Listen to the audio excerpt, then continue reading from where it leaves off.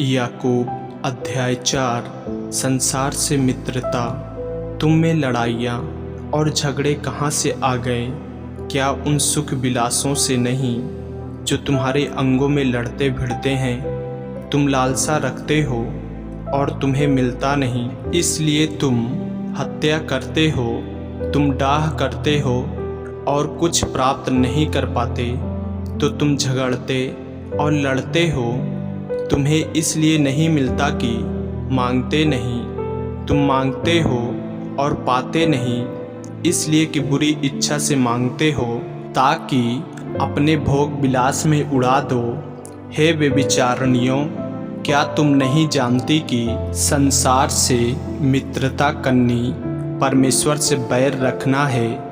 अतः जो कोई संसार का मित्र होना चाहता है, वह अपने आप को परमेश्वर का बैरी बनाता है। क्या तुम यह समझते हो कि पवित्र शास्त्र व्यर्थ कहता है, जिस आत्मा को उसने हमारे भीतर बसाया है?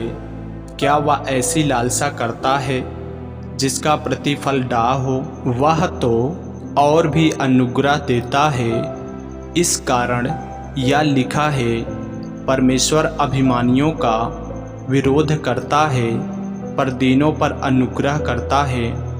इसलिए परमेश्वर के अधीन हो जाओ और शैतान का सामना करो, तो वह तुम्हारे पास से भाग निकलेगा। परमेश्वर के निकट आओ, तो वह भी तुम्हारे निकट आएगा। हे पापियों, अपने हाथ शुद्ध करो, और हे दो चित्ते लोगों, अपने हृदय को पवित्र करो। दुखी हो और शोक करो और रो। तुम्हारी हंसी शोक में और तुम्हारा आनंद उदासी में बदल जाए। प्रभु के सामने दीन बनो, तो वह तुम्हें शिरोमणि बनाएगा। भाइयों पर दोष लगाना। हे भाइयों, एक दूसरे की बदनामी न करो। जो अपने भाई की बदनामी करता है या भाई पर दोष लगाता है, वह व्यवस्था की बदनामी करता है और व्यवस्था पर दोष लगाता है। और यदि तू व्यवस्था पर दोष लगाता है, तो तू व्यवस्था पर चलने वाला नहीं, पर उस पर हकीम ठहरा। व्यवस्था देने वाला और हकीम तो एक ही हैं, जो बचाने और नाश करने में सामर्थ है। पर तू कौन है जो अपने पड़ोसी पर दोष लगाता है?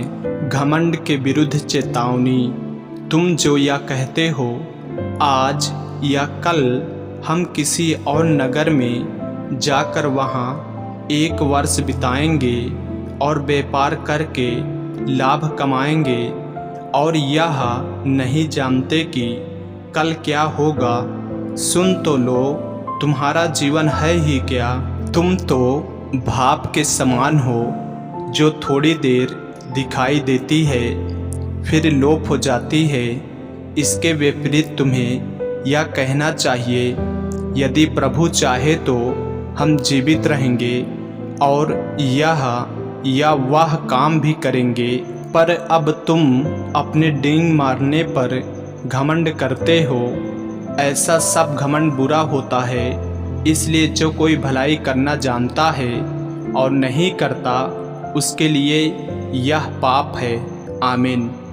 ऐसे ही वचनों को सुनने के लिए हमारे चैनल को सब्सक्राइब करें और बेल आइकन के बटन को दबाएं। और यदि आप हमारे फेसबुक पेज पर नए हैं, तो हमारे पवित्र बाइबल को फॉलो करें, लाइक करें, ताकि परमेश्वर का वचन रोजाना आप तक पहुंच सके। जय मसीह की। प्रभु आपको आशीष दे।